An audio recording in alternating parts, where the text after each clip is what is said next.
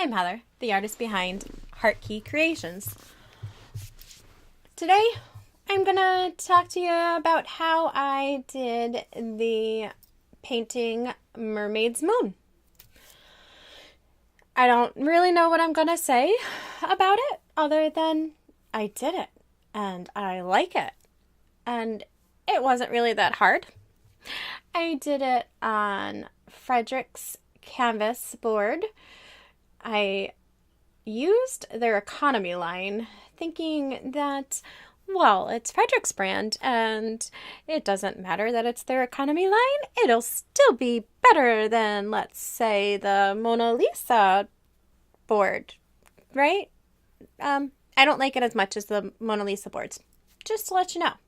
Even the Artist Loft boards, canvas boards, I kind of like even better than this Frederick's economy brand, economy line board.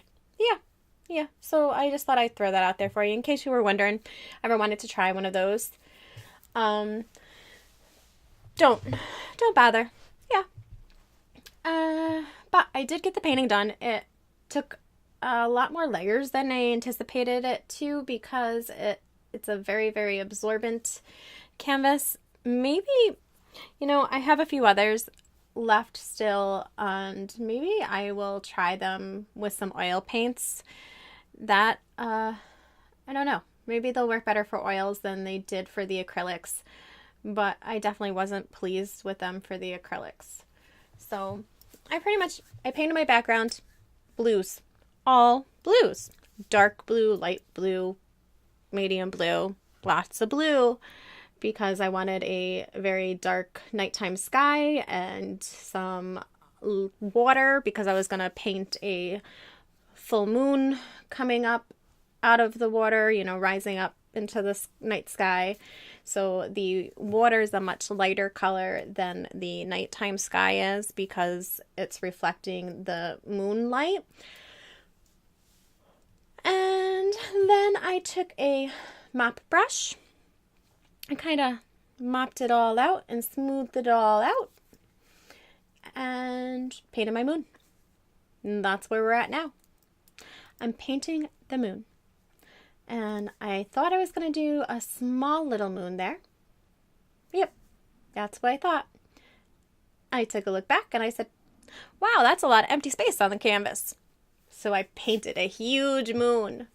Huge. And I did use, like I do for a lot of my paintings, I don't always worry about covering the canvas completely with that next layer, because sometimes the layer underneath coming through helps to add some shadow and depth to the new layer if I'm painting an entire new image over top of that original layer, like I am with the moon. So I, again, didn't worry too much about some of that layer underneath showing through that blue. And then after I painted the white background for the moon, I painted over it with yellow and went over it again with a mop brush to blend it in together nicely. And yeah. And clearly on a round board, it moves on you if you don't have it stabilized. So I had a lot of that happening for a little while. Eventually, I finally got smart and hooked it on to that little clippy on my board and clipped it in there so it didn't move anymore. But I haven't gotten smart yet. Not yet in this part of the video. And I suppose it's debatable if I ever really got smart, but we won't talk about that right now. So I'm just adding some waves in and some depth and contrast for the water, cause, well, it's pretty boring water if you just leave it the way I left it. Yeah.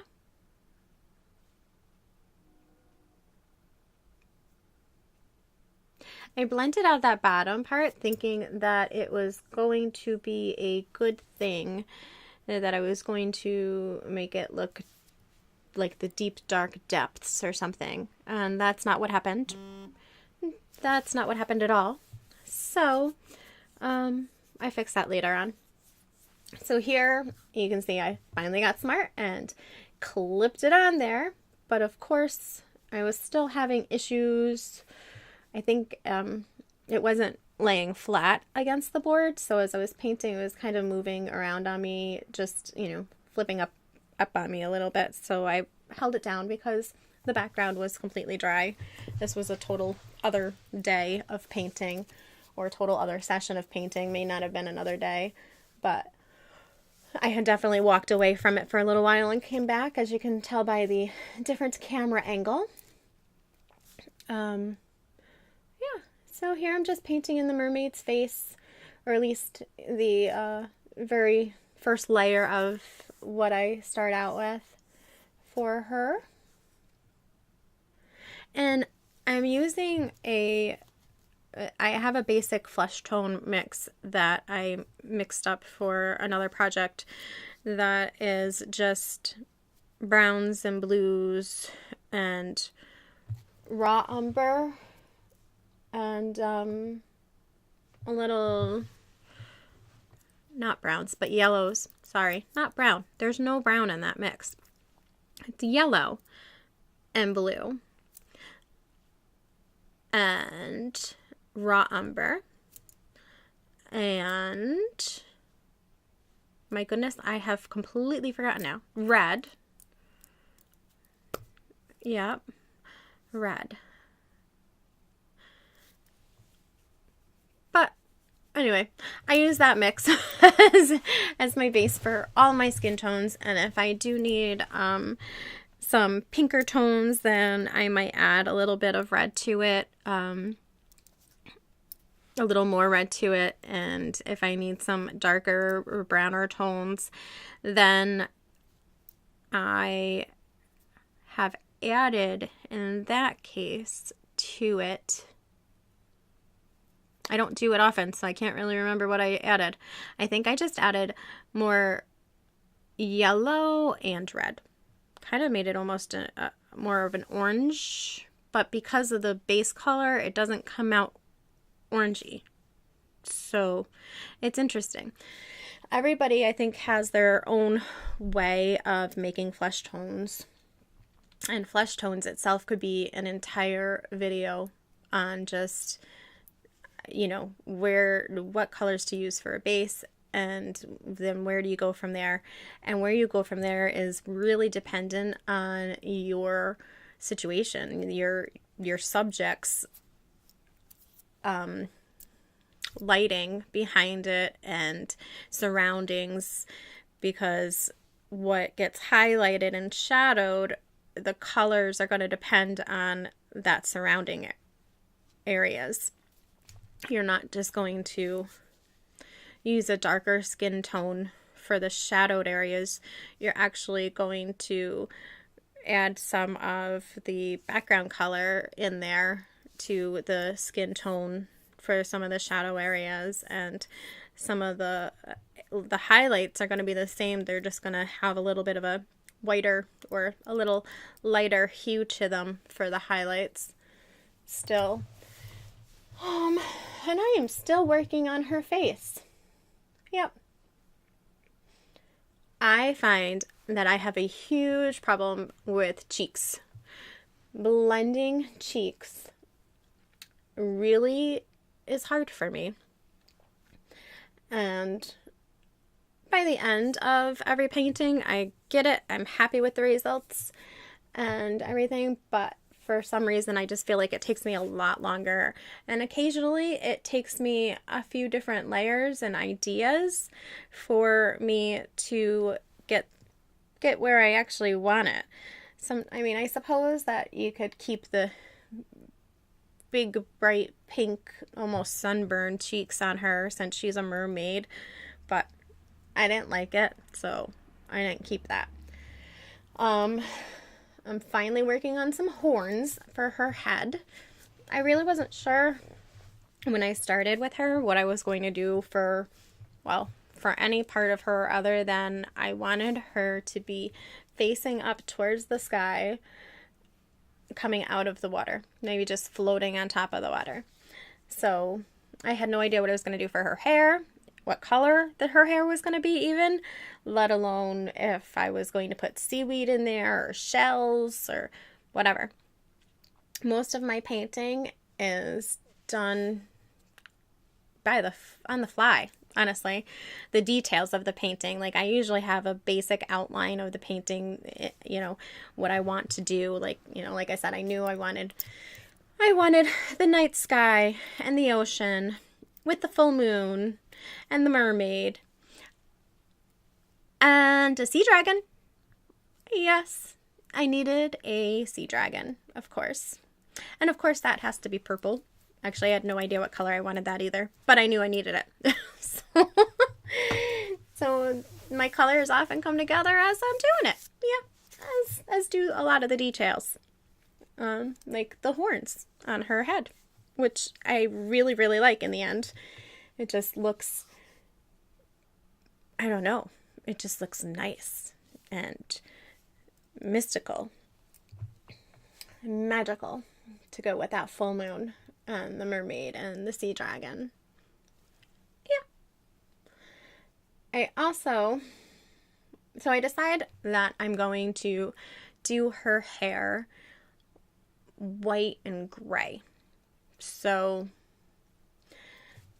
I do that, and then I do the dragon, and I look at the piece and I say, wow, this looks really weird with just her head sticking out of the water and this dragon looking down on her. Yeah. Now, I didn't do the entire dragon at that point, but I had gotten most of it done. So I knew for sure that I knew where the dragon was going to be. So that actually kind of worked out to my benefit, because then I didn't have to worry about lining up the dragon's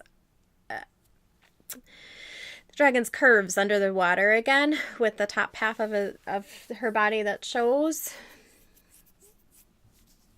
when I covered up that part with the mermaid's body in the end. And as many of you know, if you watch my other videos, I don't normally do bodies at all. If I do a body, it's in this almost shapeless gown. Yeah, because the only bodies that I usually do are Hecate bodies, where, the witch is just, yeah. I did do a body in my I Am the Fire colored pencil drawing. I did a top half of her body, and that was that. And I covered up that part with, I covered up her upper half with flames anyway, so the flames look like a dress on her body. And that picture came out really, really, I was really happy with that too. Oh, thankfully, I'm really happy with the things I show you guys. Imagine that. Actually, I have shown you guys some of the things I'm not happy with, but yeah, a lot of the stuff I am happy with. So I guess that's good that I like my own stuff, right? I hope that doesn't say too much about me. But so I was actually really, really proud of the way that her body came out in the end, because it was really difficult for me to do, because I don't do bodies. I don't do breasts. Arms. Sometimes I'll do arms with the shadows and highlights and stuff, and so I have some basic background with that, but yeah, naked bodies in general, no, I don't do them. So I was really kind of pleased with how well that this came out, for it really being my first time doing that. You can see here that when I took a good look at the moon after, you know, I stepped away a little bit and took a look at the moon and looked at her, and I said, you know, that really kind of almost looks more like a sun than a moon because it's so yellow, so yellow. So I just mixed a little yellow with a little white and went over the moon again. And then I took a little glaze of that and went around it to create this glow. Yep. So that's where I am there. Just adding more details on the horns.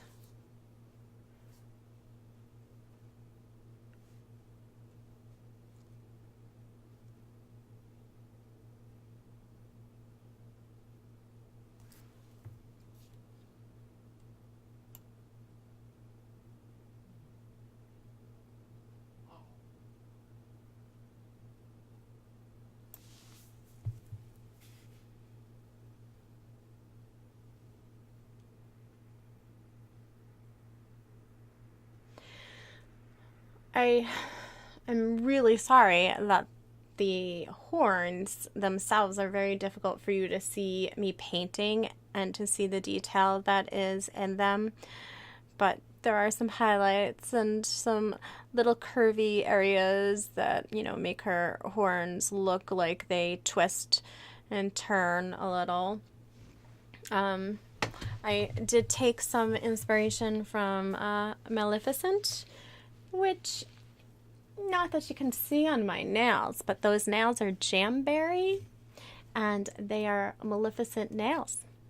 Yes, they are. It was like Halloween when I did this. And this project has been in the works for a couple of weeks. I just have been very highly distracted with life and the job that pays the bills and my mom, and getting some of myself back together. You know, you know, every now and again we need a little break from the extra work that we do. And for me, I've been treating art like my second full-time job for over a year now. And well, I got tired and I needed a little me time. So I took a break and then came back to this to finish her. And I think that was really good for me and really good for her because, like I said, I think if I had tried to finish it before, while I was really kind of done with everything, she wouldn't have come out as nice as she did. So here I'm playing with her hair a little bit more, getting some more details, shadows, and highlights in there, trying to make it look like it's floating on the water some, and like it's coming down from both sides of her head and floating on the other side of her head on the water. And of course I cover up her neck area. So I have to repaint that in a little bit, but we get there. It's a funny thing with paint sometimes is that you paint over one area that you need while you're painting another area that you need, and then you have to go back and paint the area again. Now, maybe that's just me because I'm slightly, you know, I'm still a newbie to painting. I am very much still a new artist. I've only been painting since May of 2016, and it is now November. It is now November of 2017, so only a little over a year. Yeah. It seems like everything that I do, I just jump in head first. I started YouTube in June and was going right off the bat with like 4 or 5 videos a week. And yeah, that's part of what kind of burnt me out between YouTube and painting and my job and taking care of my mom and taking care of my kids. Although my kids are kind of grown and take care of themselves, really. Yeah, they do. And taking care of ferrets, because I have 6 of them. I did have 7. One of them unfortunately passed away a few weeks ago, so I had things going on and I was tired. But enough of that, because I'm not tired anymore. And I finished this. Finally. It's just going to take me forever. It took me forever to edit. It was like 8 hours worth of footage. But that's because, some of that was because, in between I was helping my daughter with her Halloween costume, and I just was doing other stuff in between, but I left the camera rolling, so that was interesting to edit out. Thankfully, I always delete all the sound first, because it just drives me crazy to have the sound afterwards and try and match up things and delete things and have, oh my gosh, look at this. I found this little sound bite here after I've already totally voice recorded over, done my voiceover for the video. I've done that before and been very sad because then I've had to redo the whole thing. Yeah. I usually try to keep these videos 20 to 30 minutes for an entire painting and voiceover, but this one actually ended up being, about 40 minutes, which I'm sure you've already figured out here. And yeah, so I finally have started the dragon, my little sea dragon, water dragon here. And yes, I do draw out my main images first on paper, and then I trace them on to the whatever canvas I'm working on, either the regular canvas or the canvas board or the gesso board, whatever I'm working on, because I find it so much easier. I just do. It's easier to have it drawn out first and then just trace it on. And then if I want to use that image later, I will, and I can, because I have that image already drawn. And actually with this, I only drew out the head of my sea dragon. So this part here that I'm doing for what is going to end up being the body that's winding around itself under the water, I'm just freehand painting there. And I know it doesn't look like it's under the water now, but it ends up being under the water. And I think that is the coolest effect that I have learned. I've done 2. This is actually the second painting that I've done with that effect recently. The first one I did was actually a commission piece for somebody who had lost a ferret. And I did a rainbow waterfall, and in the bottom of the waterfall was a rainbow pool. And so the ferret's feet were actually standing in the rainbow pool, and it was I really liked the way that I did the layers, and it looked like the rainbow pool the water was over top of this ferret's feet, and the feet were inside the water. So I was very excited when I figured out how to do that technique. So I couldn't wait to do it again. Like here. See? Voila! Sea dragon body under water. Yeah, I know it doesn't look great right now, but it looks good in the end. This is just the unfinished piece. So here I am adding more waves in, because I was thinking, oh look, I'm almost done. I just have to finish the details of the dragon. And then I took a step back and said, yeah, no, this looks really weird without a body. So, oh, yep, putting some ripples around the top of the dragon where the dragon's head comes out of the water. And, of course, fussing with the hair more, because I'm a girl and I fuss with hair all the time. That's just how it goes.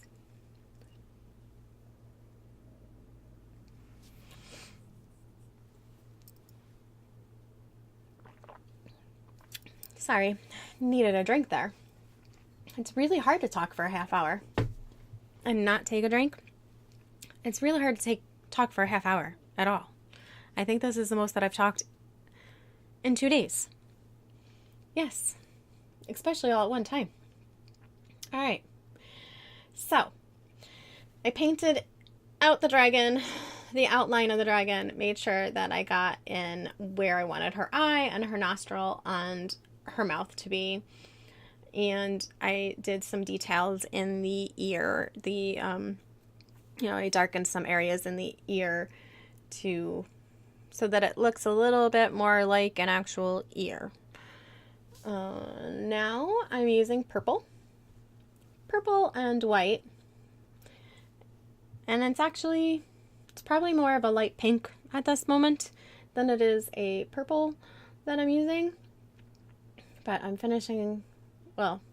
not finishing up the details, but I'm putting in some details, second layer details on this dragon's body, or, top of the body, the head and the neck area.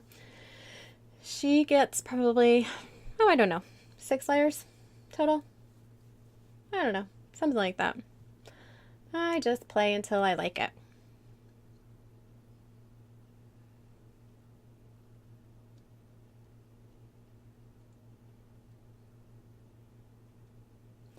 I didn't put scales on her per se.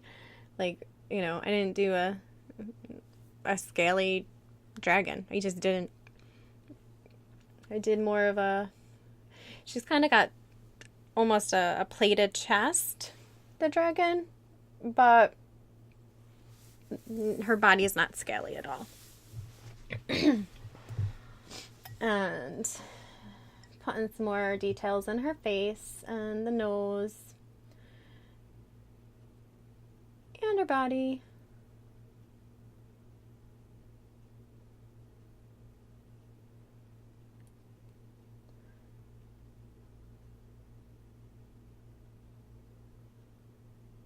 Making her eye green to match the mermaid's eye, actually.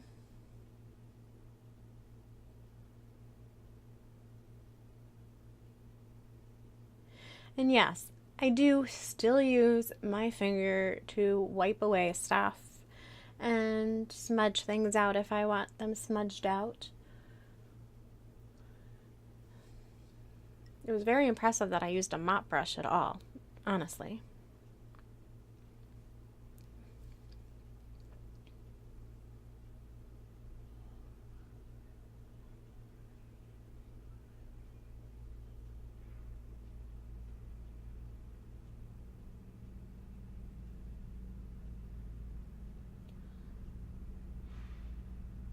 All right.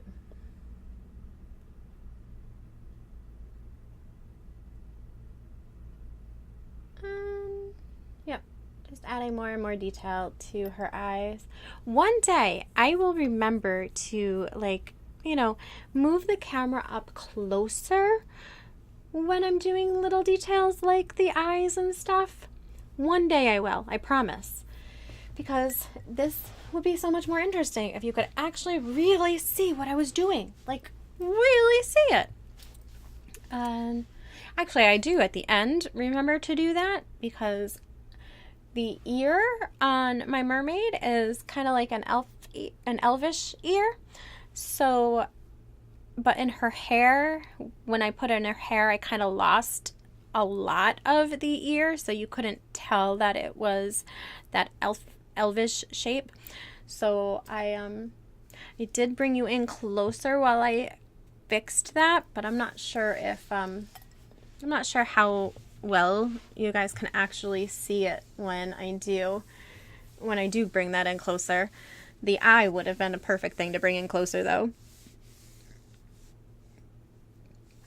And there's where I said, oh my goodness, she needs a body.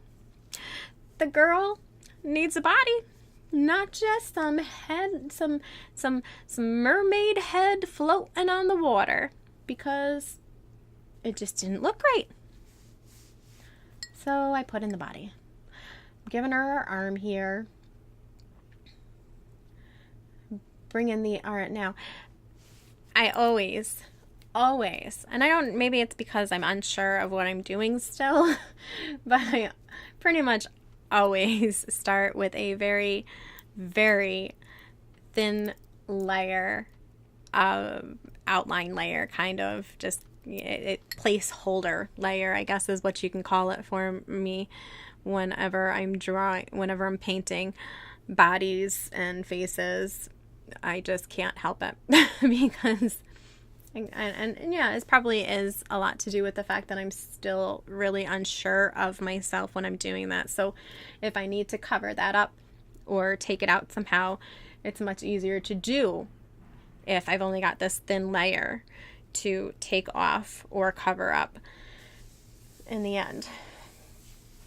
And yeah, I don't know if YouTube is going to flag me or not for this, because I'm drawing she has no clothes on, and I'm drawing an anatomically correct female. It's only the upper half of the body, so it may not be as big of a deal, but I don't know. So I thought I would just take the risk right now, because I'm growing steadily, slowly, but steadily, and I am so grateful to you guys who have subscribed to me. Can I just tell you that? Have I told you that? Because if I haven't told you that, I'm telling you now. Thank you so much for subscribing to me, and I really hope you're still watching this video, because I know it's long, and I know I've probably said the same thing over and over again in many of my videos, but I do repeat them in these videos because I am so new, and I figure a lot of people that are watching my videos haven't seen my other videos yet.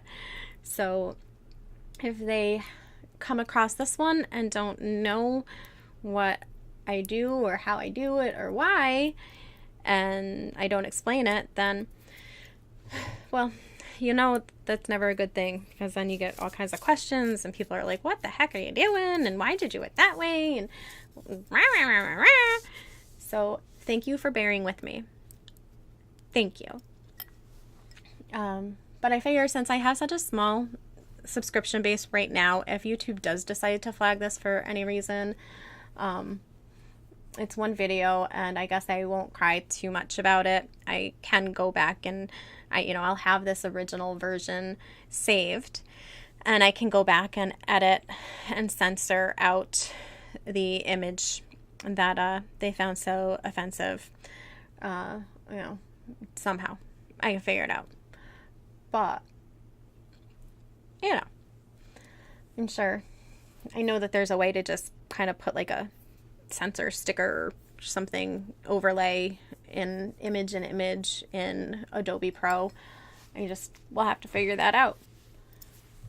But I didn't want to figure that out tonight, because you guys have been waiting like a week.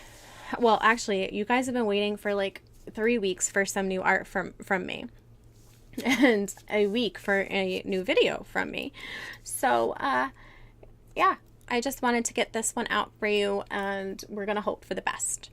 So thank you for being here for me and liking what I do.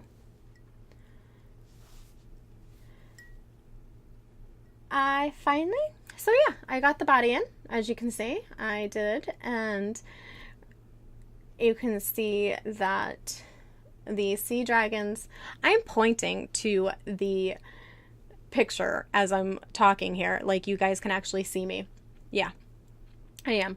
But you can see that the sea dragon's lower half of her body is clearly still visible under the water, and it really looks like it's underwater.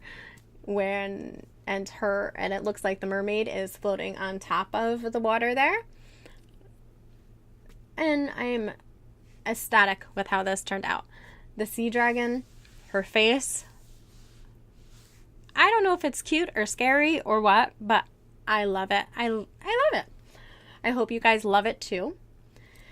You know, and I hope you guys go see some of the things that are available on my website at heartkeycreations.com. You know, don't feel, I don't want this to be a commercial for it, but I do have stuff. I have stuff like shower curtains and mugs and duvet covers and phone covers and lots of stuff with my art on it. And of course, the original art too. Although I don't think I have any of the original art up yet because, or again, I took it all down for the for one of the shows that I did, actually, because I didn't want to sell something at the show and have it go online also. So yeah, I did that and haven't put it back online. Brilliant of me, huh? But there are prints available, and if anybody wants an original, please feel free to message me. My email is right there. It's, you know, you can email me here. You can email me there.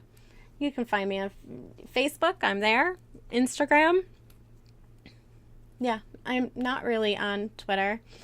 I do have an account, but like I don't know how to sign into it. I've forgotten. It's been that long. Yeah. And I don't care that I don't have one. I have enough to do, enough to keep up with. Yeah, so I'm just kind of really putting in some final details on her and on the dragon, just really working it all out and tying it all together. So but I mean, look at that sea dragon. I think that sea dragon needs a name. If you guys think of a name for her, you let me know. I really like her, and I think she deserves a name. Yep. Write a comment below with a name for that sea dragon. And actually, if you've watched this far and you write a comment below with the name for the sea dragon, I will send you a print of... I'll send you a print, an 8x10 print of whatever you want. You can check my store online, and I'll send you a print of 8x10, one of whatever you pick out from my store. Name that dragon for an 8x10 print. Yep. I mean, you deserve something for sure. If you have watched this far, if you've stayed with me, you're awesome. Oh, look, I'm moving closer now because I'm trying to show you the ear. And look how pretty that dragon is. Yeah. All right, so I fixed the ear, I fixed her some shading and stuff. And her eye, oh yeah, give her some eye makeup too. It's really nice. Alright guys, I'll see you next time. I'm just signing that paper and getting it done. See you next time. Hey, have you subscribed yet? I do 4 new videos a week, and I wouldn't want you to miss anything. Hit the subscribe button, hit the bell notification so that you don't miss a thing.